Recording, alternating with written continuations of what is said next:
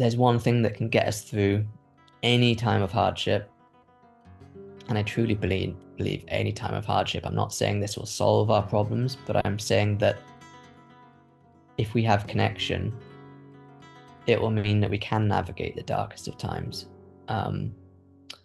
And I think in relation to nature, we can get in touch with nature, all of the things that we're doing to the natural world, and yet she's still there, Incredible. Just, as a grounding presence. Creativity, I feel we need creative solutions to get us out of this mess, but also creativity to get us through it. I can't remember who said the quote, but the question is, will there be singing in the dark times? And yes, there will be singing about the dark times. I think that is important.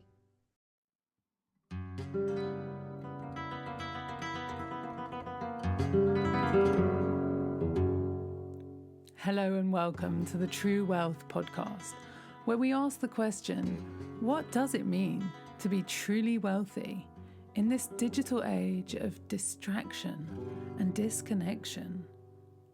I'm your host, Betty Cotton Birtles, blues singer, Buddhist, mum of two, and former global shoestring adventurer turned hypnotherapist and mindset coach. I believe that by healing our past and changing our beliefs, we may achieve not only the external successes, the house, the relationship, the money, the impact, but also internal success, the ability to actually enjoy our lives, because it's the joy and happiness that makes it all worthwhile.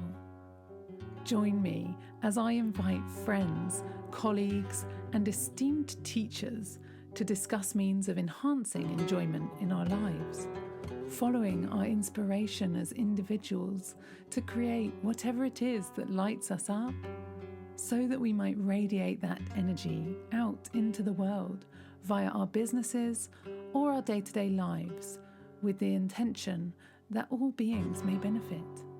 I believe that this is where true wealth lies. Welcome to the show.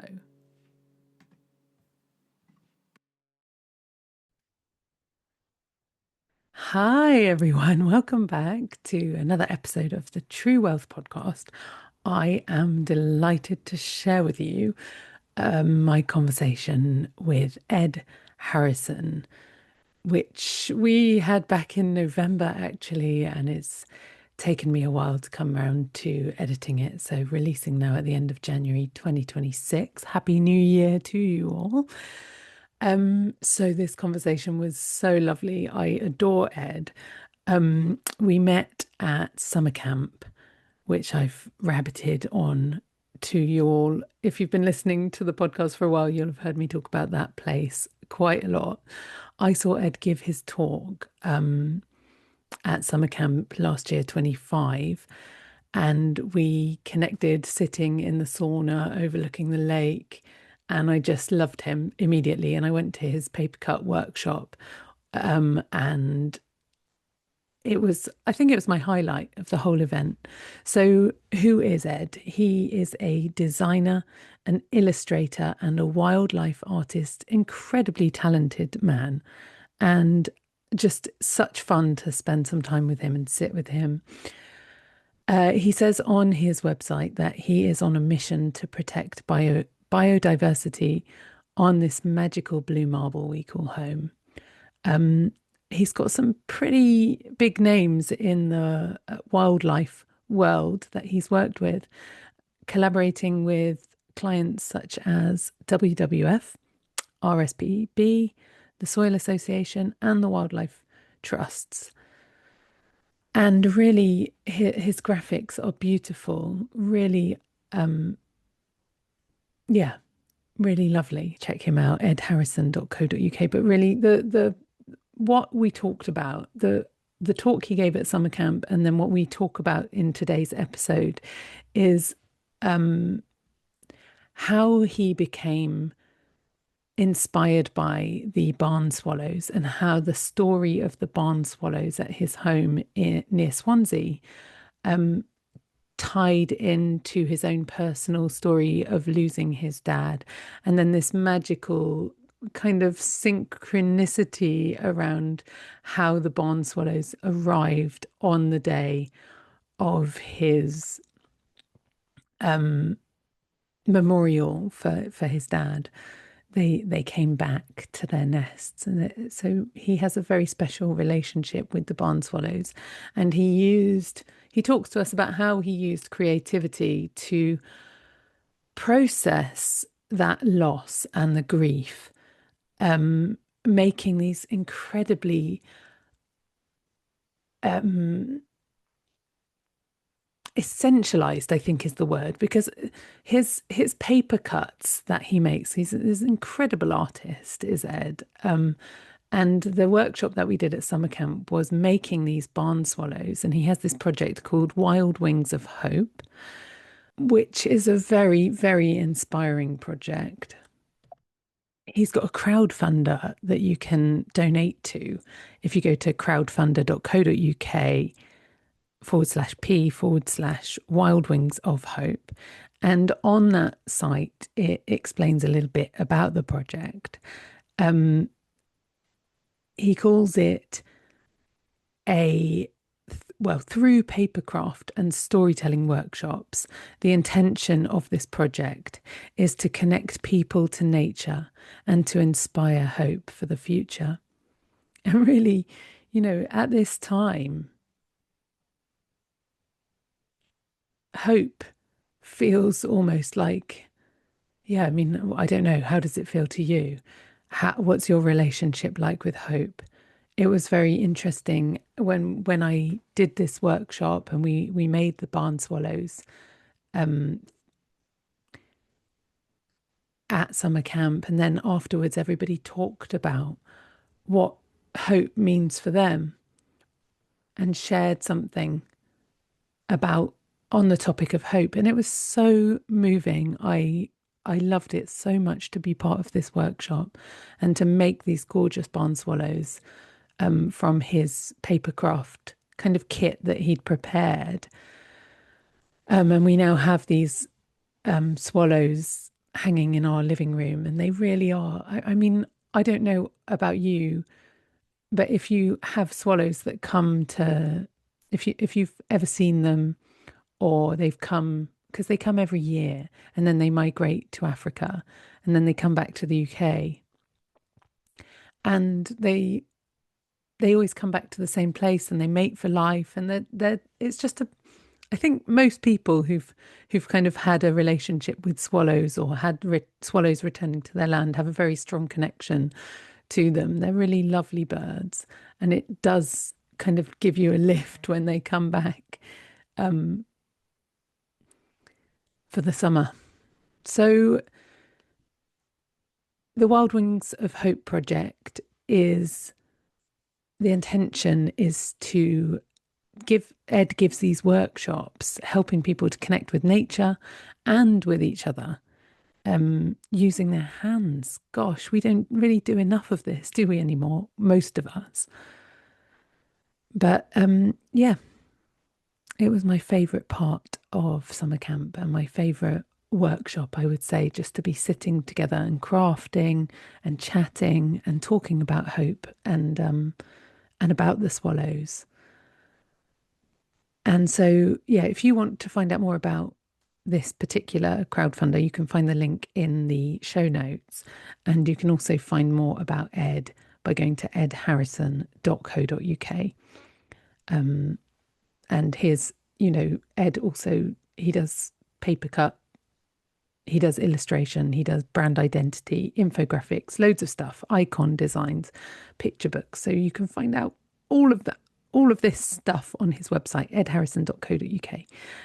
Without further ado, I've been rabbiting on. So let me shut up and let's listen to Ed, and you can hear more about his amazing and very inspiring story.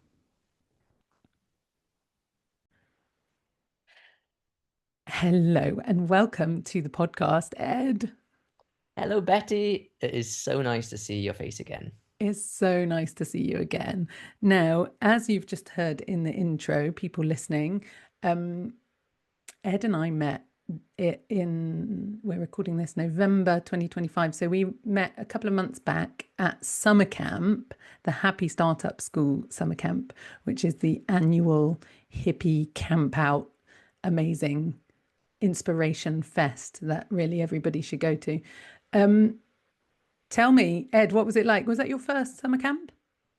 That was my first summer camp, and it was, yeah, it was for me really rejuvenating. I went there actually feeling a bit burnt out and didn't really know what to expect, but I definitely knew there was a lake for wild swimming and a sauna and a hot tub and some really inspirational workshops and talks. So I kind of knew that it wasn't going to be your conventional conference, even though it's obviously catered for startups and businesses. And I definitely left feeling nourished, um, both mentally and physically from the lake and the sauna, but also from the people that I met, like you. Yeah, I think we actually first spoke in the sauna. I feel like that Probably. I had happened. Yeah, a lot of nice conversations in the sauna. I love that sauna, just with a window overlooking the lake. It was, Yeah. I mean, it was very special. Hmm. Hmm. Now, Ed you are in a very busy time of life. Tell us what's going on, Ed. A few things. The most immediate thing that's coming up is the birth of our little child, our first baby. It's a girl. Due date is on Saturday. So yeah, that is people keep reminding me it's going to be life changing. Um, So hard to imagine what that's going to feel like. But yeah, I won't add my voice to the fray. yeah, no, How are you that's feeling exciting. about becoming a Excited, father? mm, mixed emotions. Um, Definitely excited, definitely nervous. And yeah, I think it's probably something I'm trying not to overthink because it's probably safe to say that no words can. So I lost my dad, and I feel like I've delved into quite a lot of spiritual teaching since losing him, like quite a lot of Buddhism. And one thing I read, and this was before we decided to have a child, was that two of the biggest kind of like, and without sounding, you mentioned the hippie startup summer camp, but without sounding overly hippie, like I read somewhere about some of like the two biggest spiritual gateways in life can be when you lose someone close to you and also when you bring a child into the world. And that really stuck with me. So I do feel that when I lost my dad, that was quite a big life-changing event that caused an internal shift in my, yeah, everything really, which has fed into the work that I'm doing now. Yeah. And I can imagine the same will be bringing a child into the world. Um, so I've held that in the back of my mind ever since reading that. Um, and like I said, I read that before we decided to, start trying for a child. So that is probably the reason why I'm trying not to put too much by way of what to expect. Although I am expecting it to be stressful at times. I am expected to be absolutely knackered, but I think people say it's all worth it. So yeah. Yeah, I'd definitely say it's worth it. Yeah, it's going to Mm, be, yeah, you can't, like I was saying to you just before we hit record, you just can't really, you can prepare. There's a lot you can do to prepare. And then there's things obviously that you can never prepare for when you're just like learning on the job. Anyway, that's my experience of mm. becoming a parent. I haven't got you for long today, Ed, because you've got to rush off to the museum and you're a busy, busy man. So you mentioned that the loss of your dad, when you gave your wonderful, very moving talk at summer camp this this event, this, or this loss featured in there, and it was a turning point, really. I mean, it inspired a body of work, didn't it? Do you want to tell us about that? Yeah, thank you for the kind words, Betty. Yeah, it was so nice to have you there as well. You were beaming throughout, which helped ease my nerves, even though I'd known you for like 24 hours. Which was nice because we'd already had a little conversation about barn swallows Mm. that previous day. So yeah, to try and summarize it, um, in lockdown, um, me and my partner moved back home to my family home in South Wales. Um, Escaped our city flat where we had no garden, and I think like many other people around that time, it was kind of a collective. It definitely felt like a collective, well, tale of two halves. There was the loss, the fear, the unknowns, the deaths. Um, but there also felt like there was quite a big shift in people reevaluating what matters. And that happened for me. Um, I took to the soil with my dad, my gardening mentor, and began planting vegetables. And yeah, I guess it was kind of felt like stepping off the treadmill, treadmill somewhat. And I'm sure lots of people can kind of relate to that. Even though my work was grounded in like wildlife conservation, it, you know, you can still find yourself rushing through life. And um, I felt for the first time, it felt like having a big breath out, um, and being able to like really connect to the nature.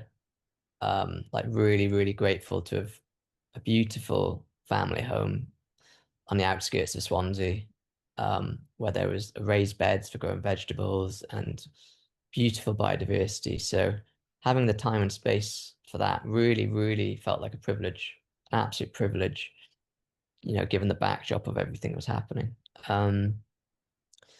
And so that was probably the beginning of the journey. Um, and then I remained at my home for some time because our family were going through some challenges that led up to the passing of my dad. And yeah, that was kind of like what we said earlier as an event that's difficult to put into words and a huge loss and internal shift. Um, and from a creative perspective, I've always used my work as a way of expressing myself as an artist, and I use this opportunity to kind of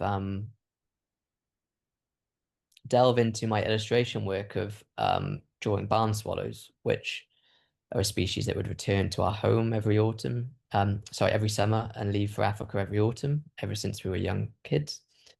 My dad would tell us stories of how these birds would migrate in flocks for thousands of miles every year and arrive to exactly the same home year after year, rebuilding or building new nests out of mud.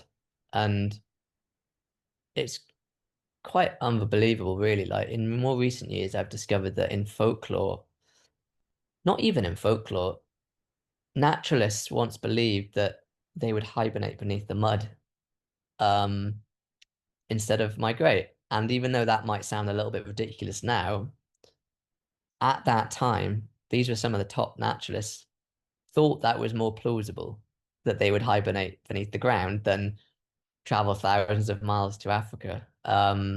So, growing up with those stories was just incredible. So there was always a connection with Dad and the barn swallows. He was always the first to spot them without fail. And it was always the sign of the beginning of spring, um, watching the barn swallows swoop in and out. So the year after we lost my dad, we scattered his ashes in the garden, and each of us chose a spot of personal significance in the garden. And I chose the raised beds where he taught me to plant vegetables from seed during lockdown. And we came together as a family for this little ritual from different parts of the country with my brothers and my mum. And whilst we were waiting out on the porch having a cup of tea, the very first barn swallows arrived from Africa. And that Just after you'd spread the ashes. just before, Just before, sorry. hmm on that day, yeah, Gosh, yeah. that is amazing, isn't it? hmm Did And you predict? Were you aware that that was imminent?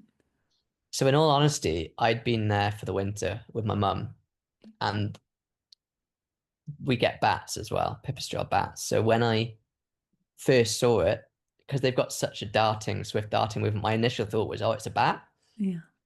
because I Yeah. hadn't seen the swallows since, in a long time.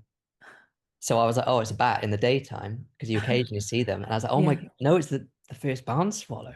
Wow. Yeah. So, But you'd already um, decided that was the day you were doing the ashes. You didn't do it oh because, yeah. oh, Oh yeah, wow. yeah. That was like brothers coming back from London, Wow. from Glasgow. Um, So total, I want to say coincidence, but then also maybe mm, synchronicity. hmm Oh, hmm how beautiful. Yeah, so that was a really special moment. So it was actually me and my brothers waiting, and then I went and got my mum and Mm. brought her to the front porch and just said we've got something for you, and showed her the barn swallows flying around, and she just cried, and it was really wonderful. And that inspired a new illustration series of barn swallows, um, which evolved into paper cuts. I like to create tactile three-dimensional pieces. Initially, I did a series of moths and butterflies and insects. Um, and this evolved into delving into paper cuts of barn swallows. And the idea being that initially the barn swallows were like kind of like a mobile that I'd made to try and capture the dynamic movements of the barn swallows, but then with the idea that these could be paper cut kits that other people could craft themselves. Um, you know, perfect for school kids, but also for people with maybe limited access to the natural world. So, pe people in palliative care or people living with dementia or yeah.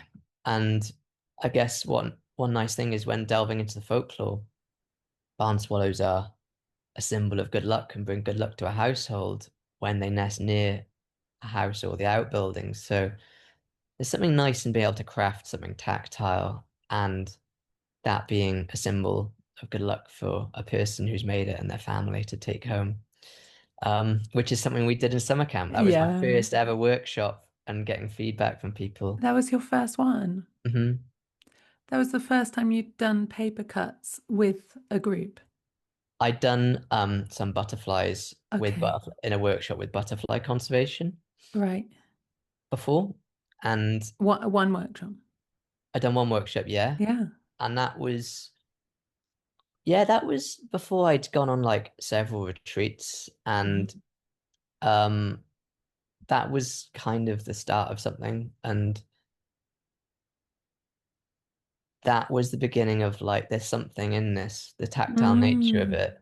Um, And bringing it to other people mhm, to get them to do that. What's that like, Ed, when I mean, presumably working as an artist is quite an insular thing. mhm, You're doing your work. I don't know if that's true, and you can answer that in a moment if it mhm, was or if it wasn't. But then what's it? I'm curious about the process of then bringing your very internal process to a group. How mm. was that, or how is that?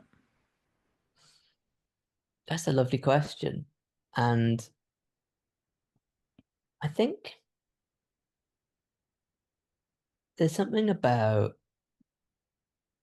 the shift being something from that's kind of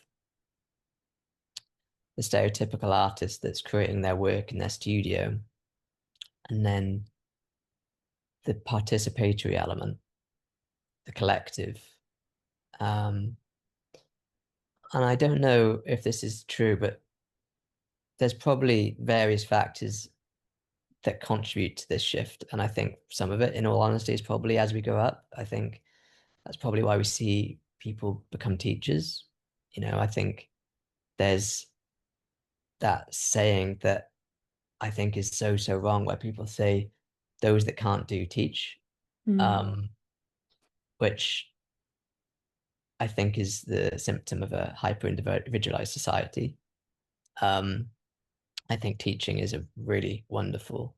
There's probably not much greater thing that you can do is give your time and energy to, parting on knowledge to other people. Yeah. Um, and I guess, I'm one of four boys and we're all designers. All of Um, you are designers. Gosh. well, creative. My Wow. eldest brother's a furniture maker. Yeah. Um, my other older brother between us is a digital designer. Yeah. I'm a bit of everything, illustrator, designer, artist, and my younger brother's a printmaker. Yeah. So there's something, Beautiful. and I guess the reason I'm saying that is I feel like there's something I believe about craft and making with your hands that um is healing. I think, Yes. God, especially when you're working with totally. something that's Yeah. tactile. Yeah. So also looking at nature and the barn swallows, they're very communal beings. They Mm. they live together, they feed together, they migrate together, they learn to fly together. Um, and I think it's getting very apparent that these days something's being lost with communities. I feel like a kind of a reflection of what's happening with biodiversity, where things are becoming fractured and isolated, and species are being lost, and communities are being lost. Um, and I've been thinking about that a lot with like the upcoming birth of our child, where that age-old phrase, it takes a village to raise a child. And I think that Amen. Yeah. must have been true. I don't think we're really set up to be raising kids with the external pressures that we have of rent and bills and Yeah. jobs and you know, things like this technology are wonderful because we can connect and Yeah. reconnect after the summer camp. And also it means that people are becoming more individualized. So the reason I'm saying this is because there was a need for me to, I feel like, use craft as a way of bringing people together. And that's one of the things I'm hoping to do through this project, taking inspiration from the barn swallows. Right. Okay. I'm aware of the time because we've got 15 minutes left together already, and I feel like we could talk for hours, Ed. So please come back and we can go into, we can talk more. But for now, in the next 15 minutes, what would be really amazing is if you could tell us. I mean, I really would encourage people to check your work out. It's very beautiful, and the what what I think strikes me, so Ed mentioned just then that I was taking part in his paper cut workshop, which was the first one of the swallows, and it was beautiful. And it was from my side. I'll just maybe say how it was for me being part of that. Coming to summer camp is amazing because there's all these people doing these very inspiring things, and a lot of it's business focused. And I've not done something like Ed's workshop in that environment before. And I think I was just so drawn to it for that reason. I didn't want, like when you're in a peoply environment like that for a few days at a time, there's something really nice about doing something with your hands and not maybe the focus not being on talking and communicating necessarily, but on creating something. And that it was lovely. He had these beautifully cut on lovely, good quality. I love a bit of paper. I mean, good strong paper. Is it card or paper? I don't know. Card. Card. Thank you. Let's get it right. And we created these amazing swallows, and they're so essentialized. Something, I mean, you can see they're simple, but the simplicity is what makes them so exquisitely beautiful, I think, Ed. And I mean, the way that you managed that workshop, it was like, I mean, you can say more about exactly what was happening, but from my perspective, what we were doing is like you had the pieces already cut of card in three colors, wasn't it? It's like the navy deep blue of the swallow, and then white, and then the kind of orangey red. And then we were just stacking them and sticking them together so that they were slightly 3D, and then they were designed to be hung. And I've got two of them actually downstairs in the living room. And my partner just said yesterday how much joy they bring him Mm. every time he sees them. Because I was suggesting, because as I told you before we hit record, my daughter's class was renamed this year in Welsh as Dosbarth. Sorry, Welsh speakers, I'm going to butcher this. Gwennol, which means swallow class. And I just put two and two together. And then I said, oh, maybe you should take one of the swallows into school. And my partner Rob said, oh, no, no, no, I'd miss it too much. Like they bring him too much joy. So anyway, blah, blah, blah. We need to stay focused, Ed. So tell us about what came of this. We've heard about the workshop a little bit, but really what I think would be great now is if you could tell us about the project that came out of this Mm. inspiration with the swallows and with the loss of your dad, and what's next. Where are you going? Mm.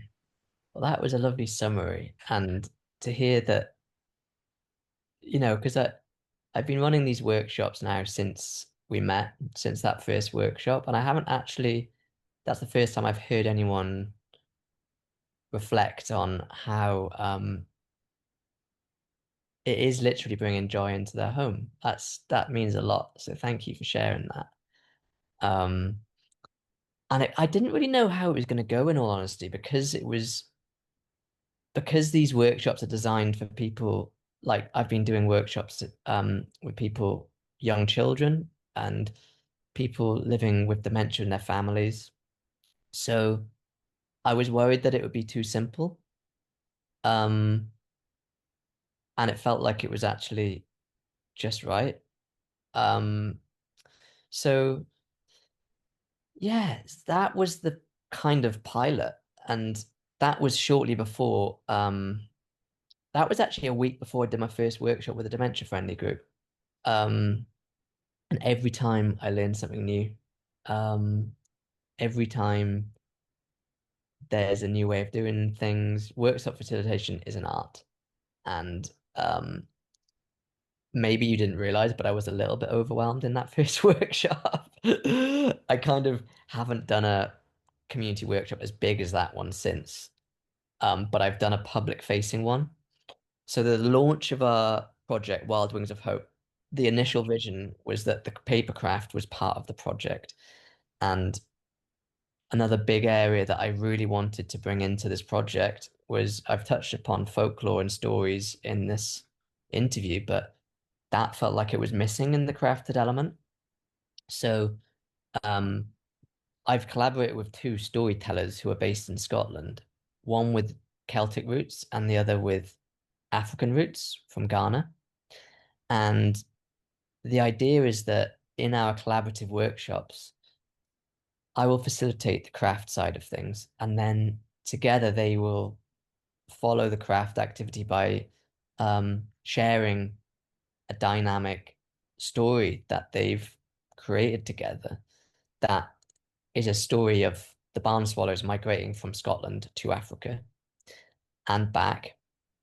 And it talks of the places they go to, the challenges they face from the weather, from the human impacts to the Sahara Desert.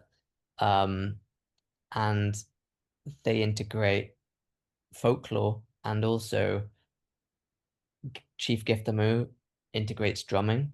He Mm, gives participants hand drums to wow. participate in. So um, whilst he's doing that, Cara Silversmith, the storyteller, is using a mobile with the crafted barn swallows in the story as well. So using these paper cuts as props. So it's trying to go back to, again, something that's, I think, missing in our communities. It's trying to go back to the way stories were told and retold and traditional oral storytelling. And I think these stories and folklore were kind of goes back to a time where we were a bit more collectively in touch with nature.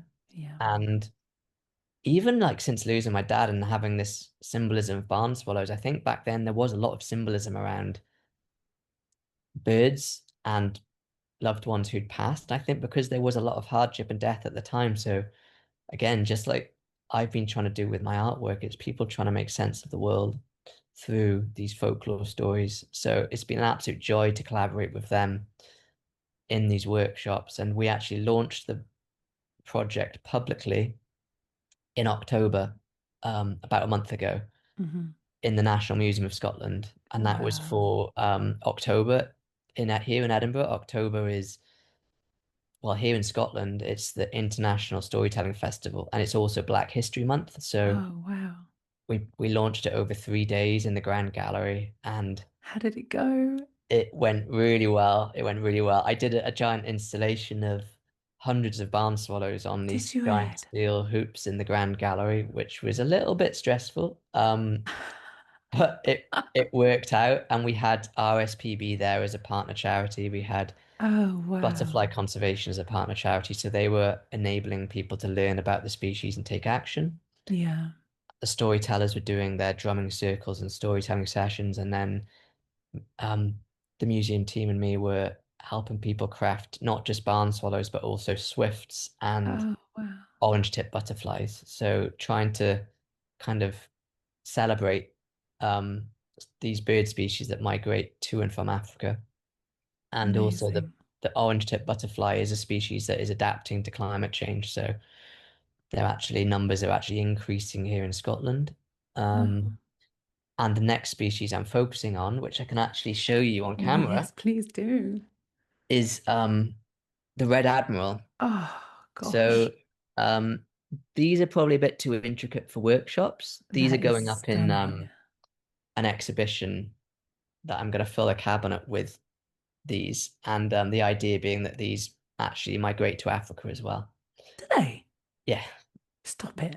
yeah, yeah, yeah, yeah, I didn't know that. yeah. Butterflies migrate to Africa Mm-hmm, from Britain. mm-hmm. How on earth do they do that? I I don't have the answer to that, but That I is think there's something, magic. yeah, and I think that is the essence of this project is hope. And I Yes, think I if wanted you to come to Hope. Talk to me about Hope, Ed. okay, well, It's called The Wild Wings of Hope. it's called Wild Wings of Hope, and this is the essence of the project. I feel like there's something when you actually think about a species migrating to Africa and the fact that they come back year after year. In some places, obviously, you know, this is nature and Yeah. this is a difficult time for species and biodiversity, but it shows the resilience of nature. And I think there's something in the resilience of migration that I feel like encompasses hope. It's Yes. intergenerational, it's resilience, it's something science can't even doesn't even fully understand yet, and I'm okay with that. I think that's good. It's okay for us to not have everything figured out.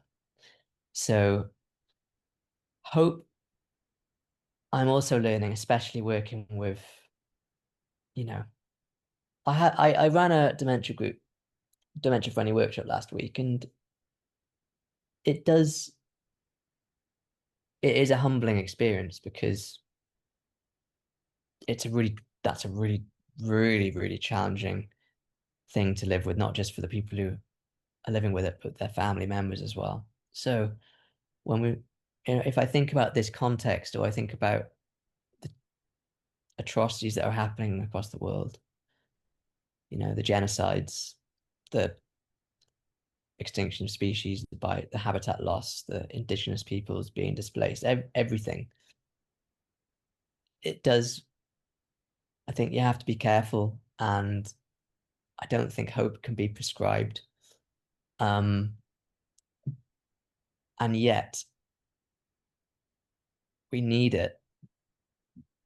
We need to have hope for the future. And I think I mentioned in our my talk in summer camp, I was trying to finish, I was wondering how to finish the talk. I don't think you can give a talk on hope without mentioning the polycrisis that we're living through at the moment. Um, so this comes back to one underlying thread that's been running throughout the project that we've been talking about. And I think that underlying thread is connection. That is connection to nature, and that is connection to creativity, and that is connection to one another, to community. And I think if there's one thing that can get us through any time of hardship, and I truly believe any time of hardship, I'm not saying this will solve our problems, but I'm saying that if we have connection, it will mean that we can navigate the darkest of times. Um, and I think in relation to nature, we can get in touch with nature, all of the things that we're doing to the natural world, and yet she's still there, you Yeah, know, incredible. just, yeah, as a grounding presence. Um, Creativity, I feel we need creative creative solutions to get us out of this mess, but also creativity to get us through it. I think I can't Yeah. remember who said the quote, but the question is, will there be singing in the dark times? And yes, there will be singing about the dark times. I think that is important. And the last point, connection to one another, is the human connection.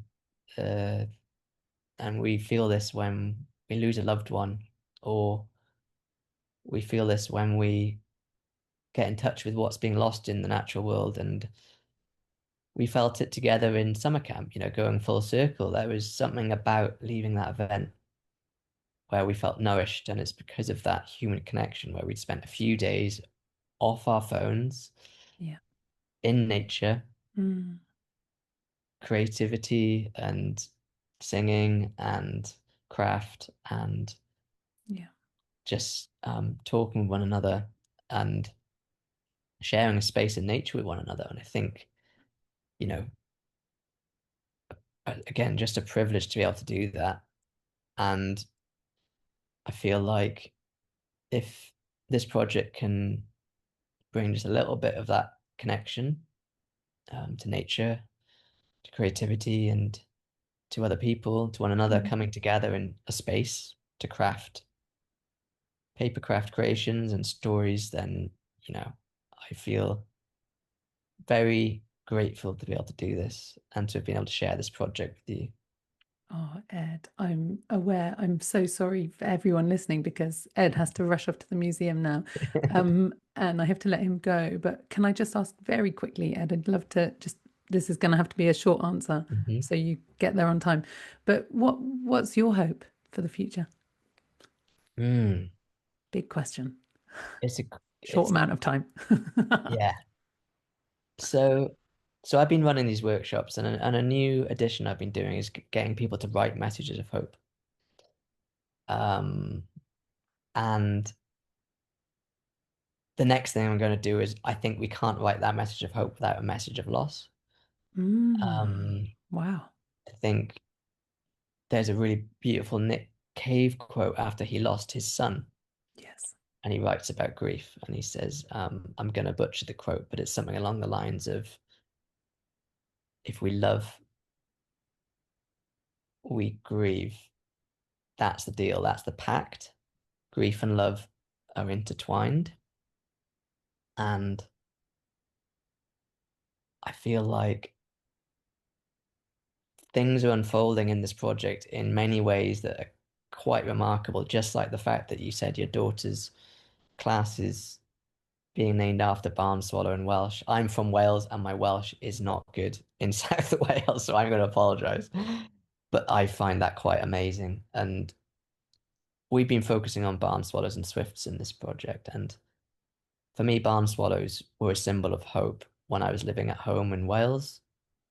And I left Wales and the barn swallows to come up to Edinburgh with my partner who's studying art psychotherapy.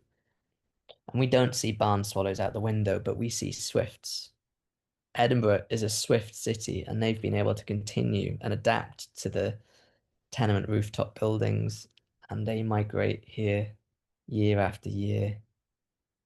And my new symbol of hope is the swift, a migratory bird from Africa. And a new strand of this project is crafting swifts with young children, the Fledglings project. And there's nothing more hopeful to me than running a craft workshop with these kids who they cut out and they color in their swifts. And whilst they're doing the storytelling sessions with the storytellers, I'll assemble their swifts into a mobile. And at the end, we'll come together and I'll just remind them that they've been making music together and they've been crafting a flock of birds together. And this is something that these birds do. They migrate to Africa for thousands of miles every year and they return. And so for me, the thing that gives me hope is those moments in those workshops where I'm sharing those spaces with these young people or these old people or these people our age, and they're connecting. And I think it's easy to lose sight of how much good is happening in this world because of social media and technology and the media. And um, I try and hold on to those moments of human connection and nature connection.